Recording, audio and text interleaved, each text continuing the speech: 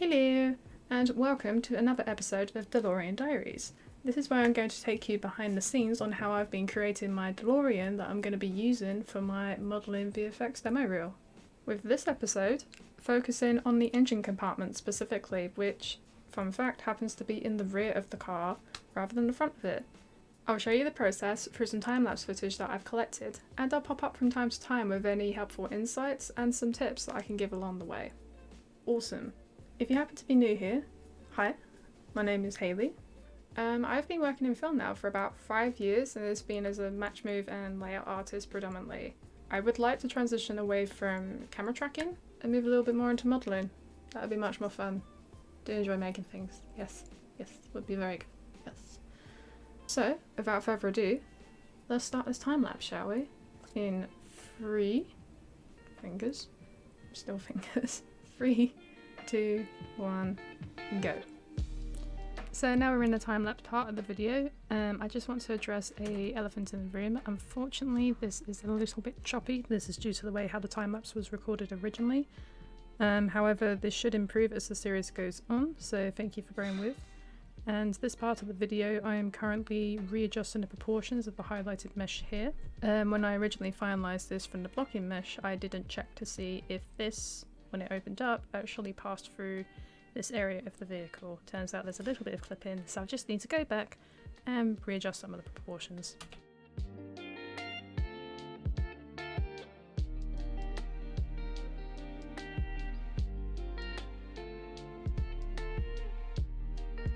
So the majority of the vehicle was modelled in a sub-D workflow, apart from areas such as this one. As you can see within its low resolution, it already matches quite close to the reference, and in order to retain this shape within a smooth preview or a smooth subdivision would require a lot of extra holding edges.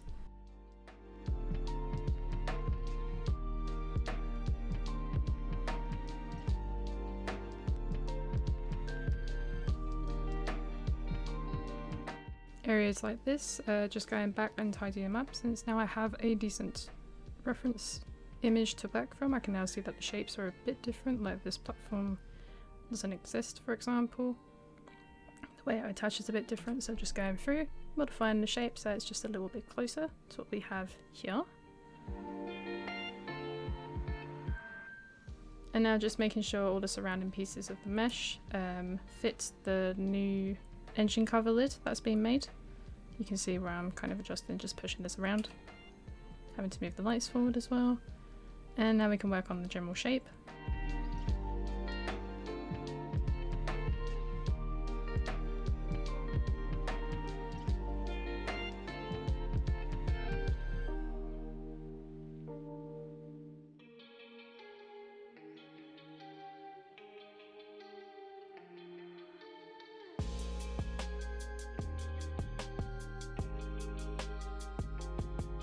So now I've got this general corner fixed, it's now time to make this section over here mimic the same edge flow and to fit around the form of this existing shape. So the goal here is to do this with the least amount of edges as possible. The more edges you introduce into your model, the more complicated it can become to manage. Also, if you're keeping your mesh whole with no holes in it whatsoever, you've then got to be able to interlink all the edges, increase and decrease the resolution as of when you need it.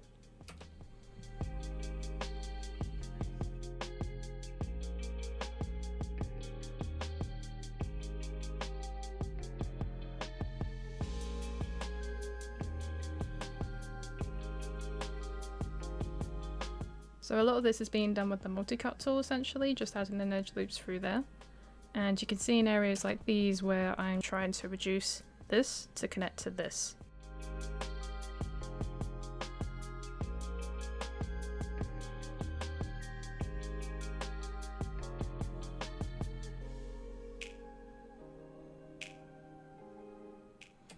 So this was fun. So it was around about this point I realised that this window is actually a curved window.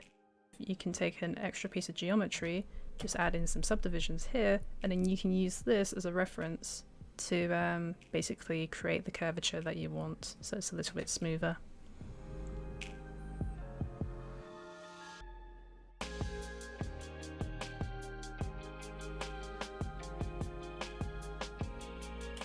So along with the modeling toolkit for using the multi-cut tool, I'm also using it for transform constraints.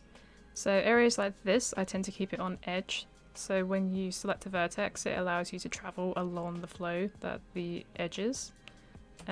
Whereas areas like, say, this, where it's nice and flat, I prefer to switch it to, say, something like surface, because then it gives you a little bit more flexibility on how you can manipulate the vertex. So we can see here, full edge.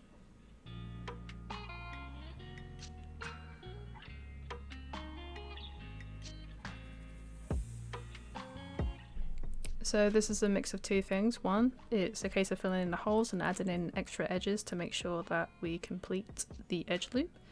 And then the second one here is needing to go back in and add in a couple of extra edges, say here and here, to create essentially a supporting edge. So when we do press free with mesh preview, this will retain the sharpness that we need.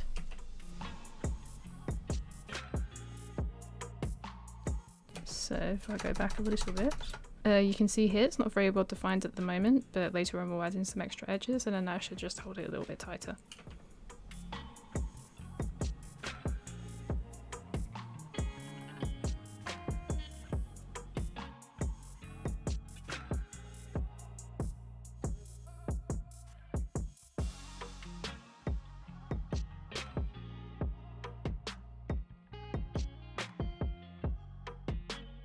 So sometimes to remind myself on how I can reduce and increase the resolution or the amount of edges that I have, I'll often bring up a little diagram just to remind me on different ways I can achieve this. Whenever I find stuff like this as well, I like to share it within my private Facebook group that I manage called 3D Modeling Community. Normally anything that I come across will get shared in there.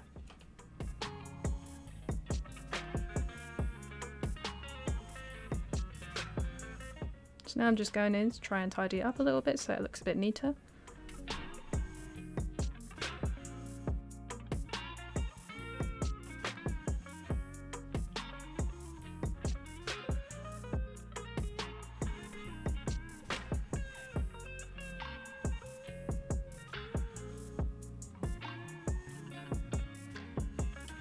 One little tip I'll throw in here quick actually is whenever you do go about reducing your edges or increasing them, whichever way you go, you ideally do not want to do it on an edge like this. You want to be able to still put another edge in between, so then that way it doesn't muck up your supporting edge.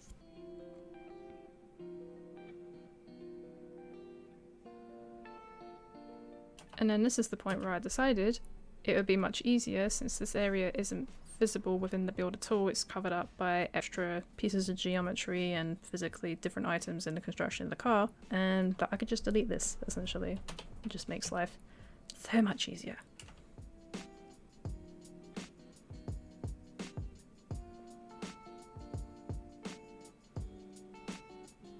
And then also while I'm at it, delete this underneath bit as well. It frees up a lot of things, which is good. And if we fast forward a little bit here, we can see that it now becomes a lot easier to just increase the amount of edges that I need here, make them nice and spaced out, and everything just looks neater, and it feels like it's coming together a lot quicker now because of it. So the only area I have to focus on is reducing this curve to meet this one.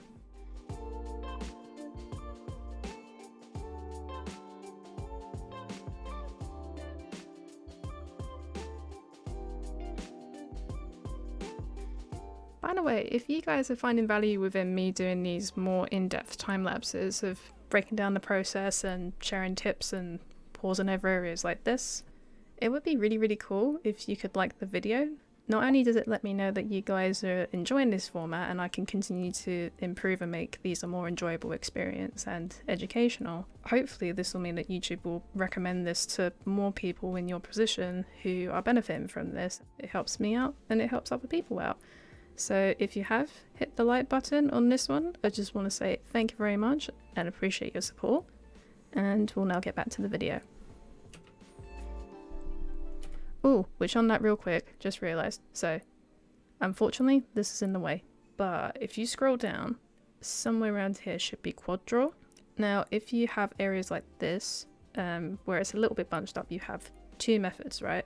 You can either manipulate them yourself manually, which is a little bit dull, or you can use the relax tool, which if you just have quads draw highlighted and using it, and then I think you press Control or Shift on the keyboard, one of the two, your cursor will then actually have the word relax pop up next to it, and then you can just use that to smooth everything out.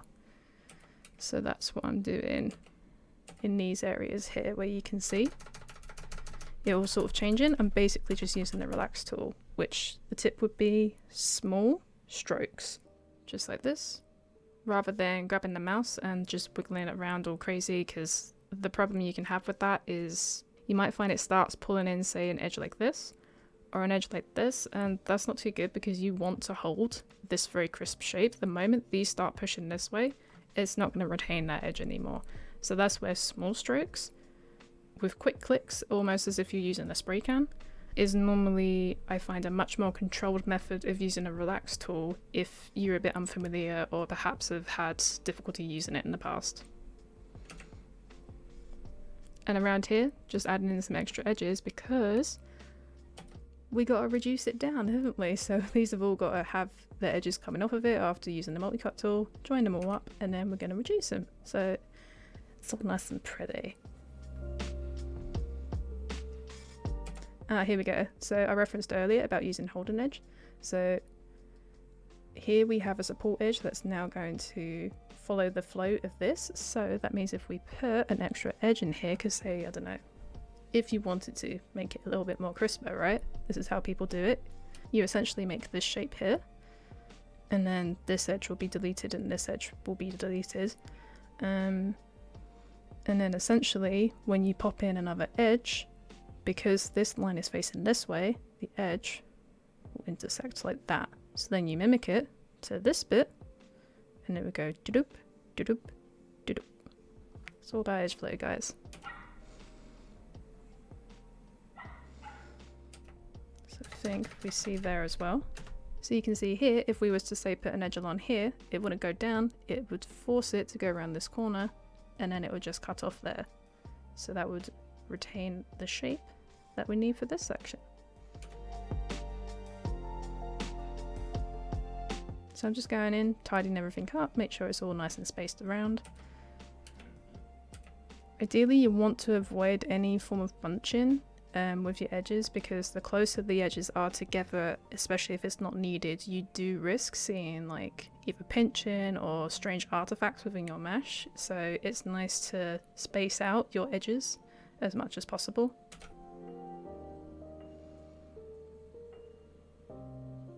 A good way to know if your mesh is dense enough is if you just press between 1 and 3. If these edges start moving around quite a lot, they might jump towards their closest edge. So this will probably move this way, and this one will probably move that way. And then you know you need to add some more edges within this area. But if you're finding that the middle edges within like a space like this are staying pretty much where they are, just like a little bit of movement, then chances are you've probably got enough resolution within your mesh. And then just rearranging the vertices. And we are around about at the end of the time lapse. So now that we have finished that part of the project, I like to ask myself 2 questions, which I invite you to do the same for your projects and builds. Is firstly, what did I learn specifically during this section? And 2, what can I improve on for the next time round? Firstly, reference images are great. However, reference videos are amazing in their own little way. And honestly, before this project, I didn't even think for a moment to look outside of search engines. However, the moment I started looking for videos, specifically in-depth reviews, which I highly recommend if you're trying to replicate a real-life asset, is a great way for you to be able to visually understand the 3 dimensions within an object. Sometimes images are quite flat, and it can be a bit hard to figure out how things extrude in a certain way or just the depth of an image. However, the moment you see a video, essentially, you're having to have less guesswork. You're essentially getting many images, almost like a kind of, if you want to say, a bit like a photogrammetry in a not photogrammetry way. something like that, you know, and it's super helpful. The other thing that I learned from this project is the importance of just stepping back and taking a moment to assess what's happening in front of you. It can get really, really easy to just commit to a route and stick with it, right? I mean, after all, you guys saw how long it was taking me, you know, to like solve that little bit there, get the edge flow how I wanted to, preserve the corner and whatnot. But if I just took a moment to step back and say, okay, Hayley, here's the deal. What needs to stay and what doesn't get seen? If I was just able to ask myself that question, then I probably would have been able to solve that a lot more logically and theoretically a little bit quicker as well. And finally, what's the takeaway that I want to pull away from this segment to implement on future builds or future parts of this project? And for me, I would say it's setting proper time constraints. It can be a bit tempting to kind of just get consumed with what seems like a little problem, and then before you know it, you've actually spent much more time on it than you wanted to. Sometimes it could even be hours just repeating the same section over and over again to get it right. But if you can get yourself in the mindset of having consistent time boundaries, not only will you solve the problem quicker, but you'll actually become better at problem solving. If you've enjoyed the Delorean Diaries and would like to see more, then feel free to subscribe to stay tuned. If there's anything that you found helpful within the video, please let me know with a comment down below. Would be very interested to hear what you have to say. And if by any chance you're looking for a cool place to talk to some cool people about Maya, have a little good geek about it, then join the 3D modelling community. It's a place where you can share your tips, share your tricks, share your thoughts, and also, and possibly as important, share your memes. I've only just started seeing 3D memes and they are hilarious, so if you have any, feel free, link in the description down below, click to join. I'd love to see what you can show us. And of course, thank you so much for sticking around to the very end. Along with my eternal gratitude, here is a picture of an elephant shrew. Look at his little face, it's so cute. He's like doing a yawn, but not quite a yawn, it's just like, so cute. Well, I'll see you on the next one. Latest haters.